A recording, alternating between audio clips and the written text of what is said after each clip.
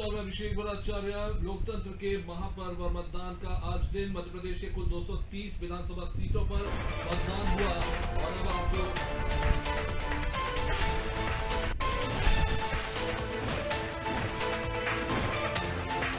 आपको हुआ है 71.26%।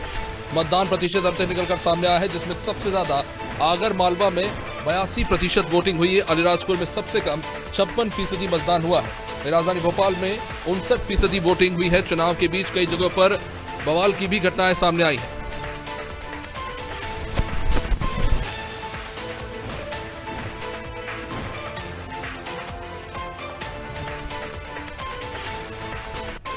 दिलचस्प आंकड़े हैं। इस बार 230 सीटों पर मतदान हुआ है। पिछली बार कुल वोटिंग प्रतिशत 75% रहा था। अब स्पष्ट आंकड़े बाद में आएंगे, लेकिन उससे पहले जो इस बार वोटिंग हुई है उसमें 71% मतदान प्रतिशत निकलकर सामने आया है।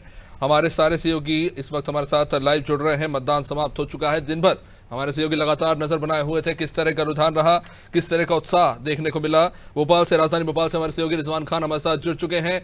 योगेश राठौर हमारे साथ जुड़ चुके हैं इंदौर से। हमारे साथ छिंदवाड़ा से लाइव जुड़ चुके हैं इस वक्त तौफीक मिस्किनी। जफर अंसारी साहब हमारे साथ जुड़ रहे हैं हमारे सहयोगी हरदा से, और ग्वालियर से हमारे साथ जुड़ रहे हैं कपिल गोयल। तो सबसे पहले रिजवान, आप ही के पास आना चाहूंगा। दिन भर आप लगातार नजर बनाए हुए थे, और किस तरह का उत्साह आपने देखा दिन भर में। और जैसा कि देखने को मिला कि दोपहर में मतदान प्रतिशत में अच्छी तेजी देखने को मिली, लेकिन शाम तक आते आते कहीं ना कहीं वोटिंग परसेंटेज में थोड़ी सी गति जो है धीमी होती दिखाई दी।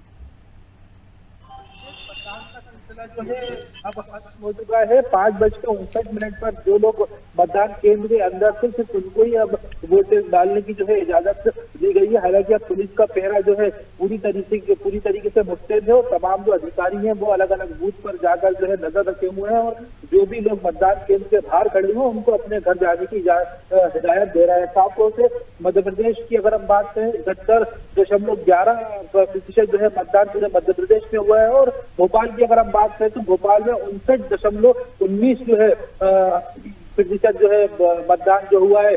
पिछले बार के ये 5 बजे तक का आंकड़ा है। पिछले बार 75% जो है मतदान जो है पूरे मध्य प्रदेश में हुआ था। हुजूर विधानसभा की अगर हम बात करें तो 61.90% जो है मतदान हुआ है। भोपाल उत्तर में जो है 56.20, और वहीं मध्य में भी सेम स्थिति सामने आई है। 56.70 जो है मतदान हुआ है। साफ तौर से मतदान में जो है सुबह तेजी देखने को मिली थी। 1 बजे के बाद लोग घरों से नहीं निकले मतदान करने। कुछ लोग निकले, कुछ लोग नहीं निकले।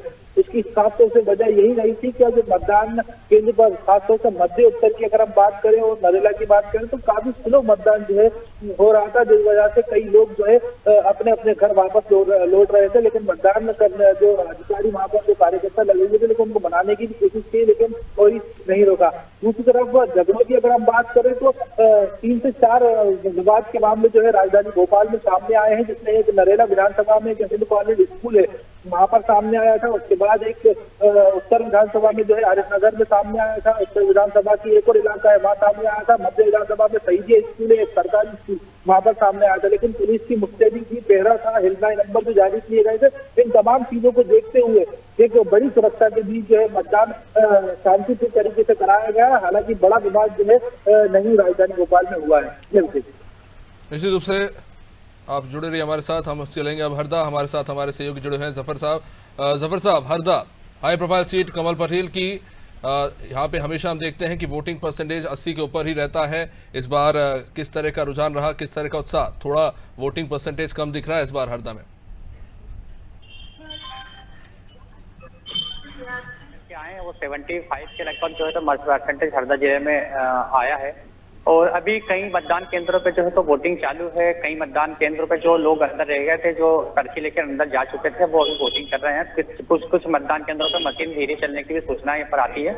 खिड़किया के एक वार्ड नंबर 3 में वहां पर अभी लोग जो है तो लगातार कतार बना के खड़े हुए हैं मतदान करने के लिए। और परसेंटेज का जो आंकड़ा है तो वो फाइनली जब मतदान पूरे होंगे उसके बाद निकलकर सामने आएगा। परंतु जिला प्रशासन ने जो लगातार कोशिशें की थी, वो कोशिशों का नतीजा कुछ हद तक देखने को मिला है जिले में, कि कहीं ना कहीं वोटर जो है तो वो घर से निकलकर मतदान करने के लिए जागरूक हुए और आगे आए हैं। सुबह की अगर हम बात करें तो सुबह जैसे ही 7 बजे मतदान शुरू हुआ था तो धीरे धीरे वोटिंग का परसेंटेज बढ़ता रहा और दोपहर तक ये परसेंटेज का आंकड़ा लगातार बढ़ता रहा है और 5 बजे के बाद जो वोटिंग का आंकड़ा आया वो 74.20 का लगभग हरदा जिले में आया है।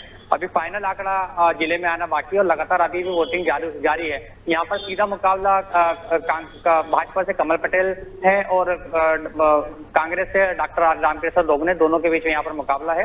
हरदा जिले में लगभग 2 विधानसभा सीट है और एक हरदा विधानसभा और टिमरनी विधानसभा, दोनों विधानसभा के मतदान जो है तो यहाँ पर किए जा रहे हैं। अभिषेक जी चलिए, निश्चित रूप से आपके पास वापस लौटेंगे, इंदौर चलेंगे। इंदौर से हमारे सहयोगी इस वक्त हमारे साथ जुड़ चुके हैं। Yogesh, Indore high profile seat तो है ही, काफी कुछ सुनने को मिल रहा है। वोटिंग तो हुई, इस बीच कुछ केस भी दर्ज हो गया है मालिनी गौड़ के सुपुत्र के ऊपर। क्या है पूरा मामला? आज दिन भर आपने क्या कुछ देखा? इंदौर विधानसभा में अभिषेक जी 1 नंबर जो सीट है वो बहुत ही रोचक सीट बन गई पूरे मध्य प्रदेश में। इंदौर विधानसभा 1 से भारतीय जनता पार्टी के राष्ट्रीय महासचिव जिन्होंने कई प्रदेशों में अपनी अहम भूमिकाएं निभाई है, वो स्थानीय नेता बन गए, स्थानीय गलियों में घूमने लग गए, आम मतदाता से, आम नागरिकों से मिलने जुलने लगे, तो उन्हें प्रत्याशी बनाया गया विधानसभा 1 से।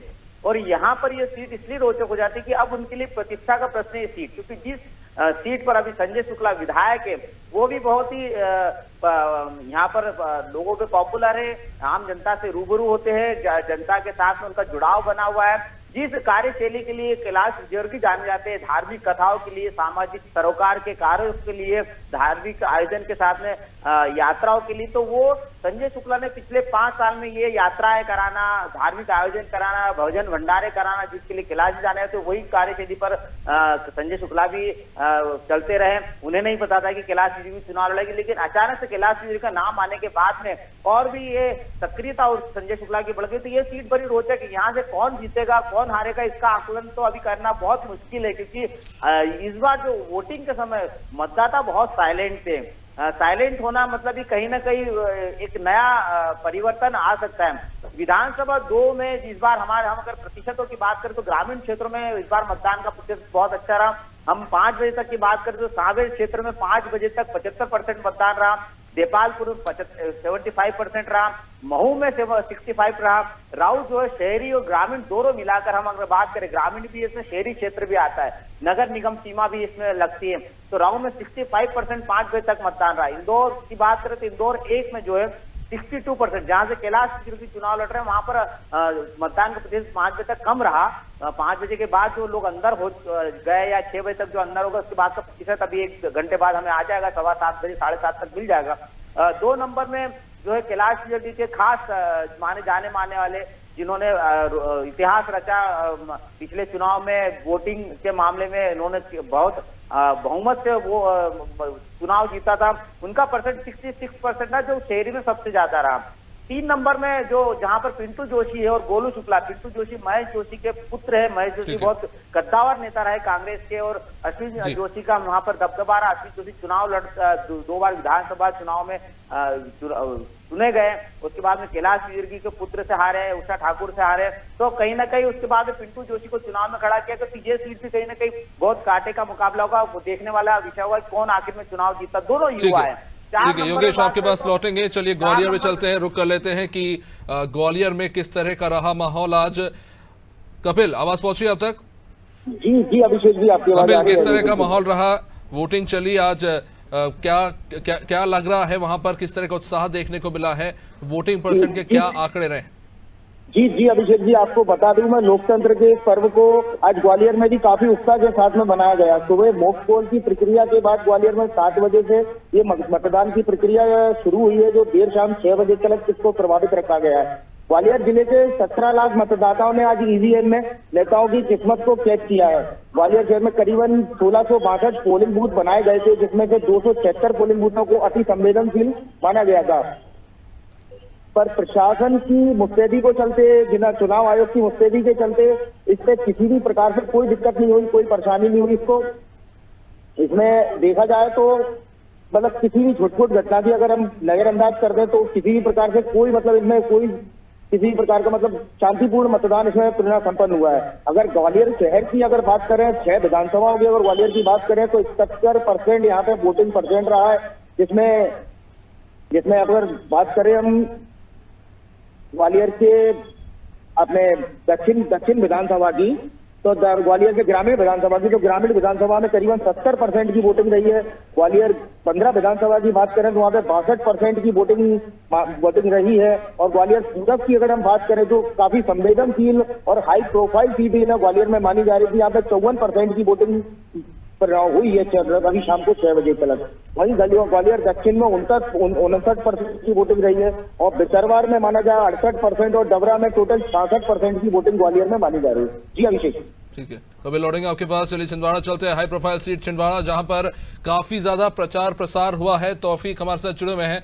तौफीक, छिंदवाड़ा की सीट जिसको लेकर इस बार बीजेपी बड़े बड़े दावे कर रही थी, पिछली बार वोटिंग प्रतिशत 80 के लगभग था, आज किस तरह का रुझान देखने को मिला? देखिए बिल्कुल अभिषेक, छिंदवाड़ा की बात की जाए तो छिंदवाड़ा में देखिए सुबह से मतदान प्रारंभ हुआ था। जो मतदान करने वाले लोग थे वो धीरे धीरे लोग पहुंच रहे थे और काफी हद तक दोपहर तक जो थी धीरे धीरे रफ्तार बढ़ती रही और शाम तक जो है एक लंबी लाइन लग गई। देखा जाए तो छिंदवाड़ा विधानसभा क्षेत्र की बात की जाए तो शाम 5 बजे तक 78% यहाँ पर मतदान हुआ था। फिलहाल अभी जो आंकड़ा आने का अभी और बाकी है। और 7 विधानसभा क्षेत्र की बात की जाए तो 7 विधानसभा क्षेत्र में अभी तक जो हमारे पास खबरें हैं वो 78 से 80% तक जो है वहाँ पर मतदान हुआ है। और कई इलाके ऐसे भी थे जहाँ पर ग्रामीणों ने चुनाव का बहिष्कार किया था, लेकिन प्रशासन ने उनको मनाकर ग्रामीणों को वोट दिलवाया। फिलहाल ऐसे कई ऐसे ग्रामीण इलाके थे जहाँ पर ग्रामीणों ने मतदान का बहिष्कार किया था। लेकिन वही दूसरी तरफ देखते छिंदवाड़ा विधानसभा क्षेत्र के शाहपुरा एक छिंदवाड़ा विधानसभा क्षेत्र में आता है, जहां पर ग्रामीणों ने चुनाव का बहिष्कार करते हुए सुबह से शाम तक एक भी वोट नहीं दिए हैं। उनका साफ तौर पर कहना था कि जो वहां से बंटी पटेल है वो कांग्रेस के प्रत्याशी के रूप में चौड़ी से टिकट मांग रहे थे, लेकिन कमलनाथ जी के द्वारा उन्हें टिकट नहीं दी गई थी, जिससे वो नाराज थे। चौरी विधानसभा से उन्होंने प्रत्याशी के रूप पर निर्दलीय चुनाव लड़ा था। तो ग्रामीणों में कहीं ना कहीं आक्रोश देखने को मिल रहा था। हालांकि प्रशासन ने समझाइश के बाद भी जो है ग्रामीण नहीं माने और आखिरकार शाम तक जो शाहपुरा गांव है 1132 वोट वहां थे, लेकिन शाम तक कोई मतदान नहीं हुआ है। और सुबह से शाम तक की बात की जाए तो कई ऐसे ग्रामीण इलाके हैं, शहरी इलाके हैं जहां पर चिटपुट ऐसी घटनाएं झलकती सामने आई थी, लेकिन पुलिस और प्रशासन ने मौके पर पहुंचकर मामले को शांत कर दिया है। जी तौफीक, सुनने में आ रहा था कि एक पोलिंग बूथ में नकुलनाथ पहुंचे थे और कुछ बीजेपी कार्यकर्ताओं ने बवाल कर दिया था, क्या था वो किस्सा? देखिए बिल्कुल नकुलनाथ जी से हमारी इस मामले पर बात की गई थी। उन्होंने साफ तौर पर कहा था कि बीजेपी के कुछ कार्यकर्ता हैं वो वहाँ कुछ ऐसा उपद्रव टाइप का कर रहे हैं, जिसको लेकर मैं वहाँ पर पहुंचा था। तो मुझसे ही जो भाजपा के कार्यकर्ता थे जो आपका शब्द कहते हुए मुझे वहाँ से जाने को कहने लगे। मैं शिकायत पर कार्यकर्ताओं की शिकायत पर गया हुआ था और मैं तो जाता भी नहीं था, लेकिन शिकायत जिसकी मिली थी मैं देखने गया था। उसी दौरान सांसद नकुलनाथ के साथ जो भाजपा कार्यकर्ता आए थे उन्होंने कहा कि आप जो पोलिंग बूथ बना हुआ है उसके अंदर नहीं जा सकते। इसी बात को लेकर थोड़ी सी अनबन थी। चलिए योगेश के पास चलेंगे। योगेश, इंदौर की 1 और इंदौर विधानसभा 4, ये 2 ऐसी सीटें हैं जिसमें सबसे ज्यादा चर्चा इंदौर 1 को लेकर हो रही है। जैसा कि आपने कहा कैलाश विजयवर्गीय और संजय शुक्ला के बीच यहाँ पर टक्कर है। और दिलचस्प बात यह भी है कि वोट से मतदान से 2 दिन पहले यहाँ पर प्रधानमंत्री नरेंद्र मोदी ने एक तगड़ा रोड शो किया था, तो कितना प्रभाव दिख रहा है आज इस बार यहाँ पर, क्योंकि संजय शुक्ला एक कद्दावर नेता कहे जा रहे हैं इस सीट पर। देखिए इंदौर विधानसभा 1 की बात करें तो रोड शो हुआ था नरेंद्र मोदी का, उसमें 3 विधानसभा कवर हुई थी, विधानसभा 1, विधानसभा 3 और विधानसभा 4। और ये 4 नंबर पे नए प्रत्याशी भारतीय जनता पार्टी के खड़े हुए गोलू शुक्ला। आपको रोचक बात बता दो, गोलू शुक्ला जो है विधानसभा 1 के जो कांग्रेस प्रत्याशी है संजय शुक्ला के भाई है, और गोलू शुक्ला भाजपा से विधानसभा 3 में चुनाव लड़ रहे हैं। तो कारण ये एक रहा कि गोलू शुक्ला का परिवार जो है कहीं ना कहीं, अगर संजय शुक्ला कांग्रेस से थे तो गोलू शुक्ला का परिवार जो था वो उनके साथ होता, तो गोलू शुक्ला को टिकट दिया गया भारतीय जनता पार्टी, ताकि टीम उस क्षेत्र की टीम यहाँ डाइवर्ट हो जाए। तो हुआ भी वही कि वहां के जो लोग थे वो गोलू शुक्ला के प्रचार में भी आ गए, इसलिए वहां की टीम थोड़ी कमजोर हो गई, संजय शुक्ला के साथ थोड़े लोग कम हो गए। तो कहीं ना कहीं ताकत कैलाश विजयवर्गीय को मिली। विधानसभा 4 की बात करें तो विधानसभा 4 में जो है वो मालिनी गौड़ जो विधायक है, लक्ष्मण सिंह जो गौड़ की पत्नी है, वो अयोध्या कहा जाता है, भारतीय जनता पार्टी का गढ़ बन चुका है। अब वहां उस गढ़ को भेदना कांग्रेस के लिए बहुत टेढ़ी खीर है, क्योंकि इस बार जो प्रत्याशी खड़े हुए वो बहुत ताकतवर नहीं है, बहुत मजबूत या बहुत नाम नहीं है उनका कि उनको लोग पसंद करें। इसलिए मालिनी गौड़ का जो पीएल राजा माधवानी मांगवानी जी, उनका कोई ज्यादा रुतबा नहीं है, तो हम उसके लिए उनको कोई ज्यादा नंबर नहीं देंगे। मालिनी गौड़ का इस बार जीतना सुनिश्चित माना जा रहा है। एकलव्य सिंह गौड़ के साथ में जो विवाद हुआ, एकलव्य सिंह गौड़ के विवाद का जो नाता वो पुराना रहा। पहले भी चुनाव में उन्होंने बूथ में घुसकर कार्यकर्ताओं को मारा कांग्रेस के, आज भी वही स्थिति बनी। उन्होंने अपने समर्थकों के साथ में मारपीट की और उनके खिलाफ मामला दर्ज हुआ। एक मात्र 4 नंबर में ही मामला दर्ज नहीं हुआ, 4 नंबर में ही मारपीट हुई। महू की बात करें तो महू में भाजपा कार्यकर्ताओं ने कांग्रेस की कार्यकर्ताओं को तलवारें मार दी, जिसके कारण उन्हें मालवा हॉस्पिटल में भर्ती करना पड़ा और गंभीर अवस्था में घायल है।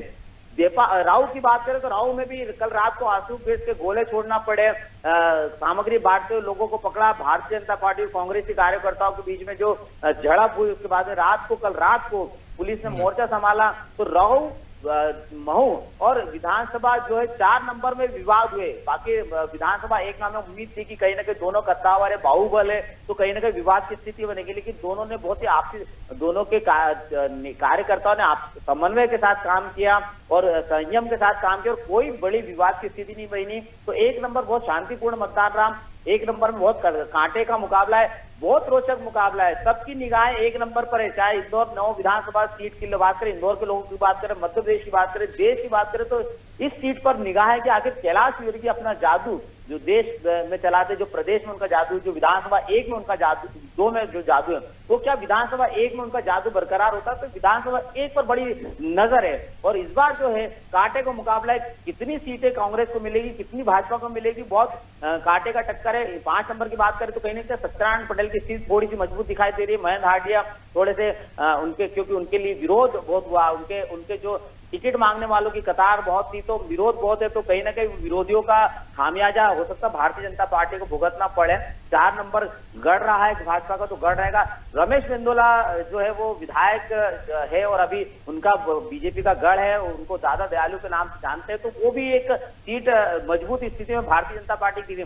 3 नंबर में कांग्रेस और बीजेपी के बीच में कांटे का मुकाबला। दोनों युवा है, दोनों नए प्रत्याशी, दोनों को पहली बार मौका मिला विधायक बनने का, तो यहाँ पर भी बहुत कड़ा मुकाबला देखा जा रहा है। मऊ में त्रिकोणीय संघर्ष है। अंतर सिंह दरबार के खड़े होने के बाद में उषा ठाकुर की स्थिति मजबूत हुई है। पहले देखा जा रहा था, हमने कई बार जाके देखा, लोगों से बात करी, सर्वे किया। मऊ में उषा ठाकुर को स्थानीय नेता नहीं होने के कारण से कहीं ना कहीं उसका खामियाजा भुगतना पड़ रहा था, लेकिन जैसे अंतर सिंह दरबार ने नामांकन भरा तो ये सीट जो है वो रोचक हो गई। कहीं ना कहीं ऑक्सीजन मिलती उषा ठाकुर को और उषा ठाकुर की स्थिति वहां पर मजबूत दिखाई दे रही है।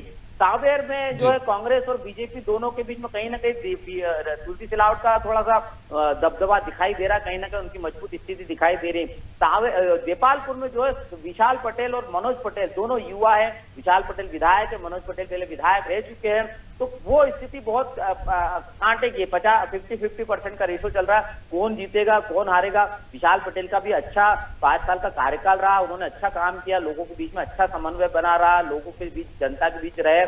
मनोज पटेल भी 5 साल तक भले विधायक न थे लेकिन जनता के बीच में रहे, तो ये बड़ी रोचक स्थिति वाली, देखने वाली स्थिति हो गई। जीतू पटवारी कद्दावर नेता है कांग्रेस के, तो उनके लिए जीतना बहुत अहम हो जाता है और कहीं ना कहीं उनकी स्थिति थोड़ी सी जीतू पटवारी की मजबूत दिखा दे रही है मधु वर्मा के मुकाबले। निश्चित रूप से। चलिए अब चलेंगे हम हरदा की तरफ रुक करेंगे। जफर अंसारी साहब हमारे साथ जुड़े हुए हैं। जफर साहब, एक तरफ हम देखते हैं कि दूर दूर से लोग आ रहे हैं, बुजुर्ग, बीमार सभी पहुंचते हैं मतदान करने के लिए। प्रशासन की तरफ से भी बढ़िया व्यवस्था हमने देखने को मिली है, लेकिन कुछ अप्रिय घटना भी हरदा में हुई। करंट लगने से मौत हुई है, काफी सारे लोग झुलस गए। क्या हुआ, वो घटना कैसे हुई? इंडिया में धनवाड़ा है, वहां पर जो है तो वोट डालने मतदाता पहुंचे थे और जो टेंट है वो टेंट हटाने के लिए जब उसको टेंट को हटाया तो वो टेंट जो है तो हाई टेंशन लाइन से जाके टकराया, जिसके कारण एक व्यक्ति की मौके पर मौत हो गई और 3 अन्य व्यक्ति वहां पे घायल हो गए। जिसकी सूचना मिलते ही तुरंत हरदा कलेक्टर ऋषि गर्ग ने इस मामले को संज्ञान में लिया और परिवार को जो है तो 2 लाख रुपए की राशि का चेक वहां पर परिवार को दिया है।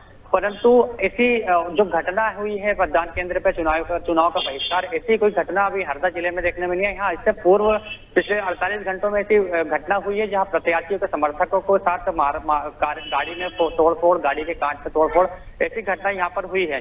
अगर हम बात करें हरदा के टिमनी विधानसभा की, तो टिमनी विधानसभा की जो सीट है वो काफी दिलचस्प रही है, क्योंकि यहाँ पर चाचा और भतीजे के बीच सीधा मुकाबला है और चाचा भतीजे के बीच जबानी जंग इतनी तेज हो गई सभाओं के दौरान कि उन्होंने खानदान तक और खून तक वहां पर एक दूसरे की बातें आ गई। प्रशासन के द्वारा यहाँ पर जो है तो जो बुजुर्ग आए थे और जो विकलांग लोग आए थे उनके लिए बड़ी व्यवस्था की गई, व्हील चेयर की व्यवस्था की गई और उनको लाने के मतदान कराने के लिए, उनको सुरक्षित मतदान कराने के लिए अहम भूमिका रखी गई और शांति तरीके से जो है तो जिला प्रशासन यहाँ मतदान कराने में कामयाब हुआ है। अभिषेक जी, चलिए बहुत बहुत शुक्रिया आप सभी सहयोगियों का। तो निश्चित रूप से मतदान हुए हैं और अब देखना होगा कि फाइनल प्रतिशत कितना आता है, लेकिन मोटा मोटी आंकड़े देख के समझ में आ रहा है कि ग्रामीण क्षेत्रों में हमको सबसे ज़्यादा वोटिंग परसेंटेज जो है देखने को मिल रहे हैं। और जैसा कि हमें सहयोगी बता रहे हैं कि अभी भी पोलिंग बूथ पे जो लोग बच गए हैं, जो अंदर हैं, उनकी वोटिंग चल रही है।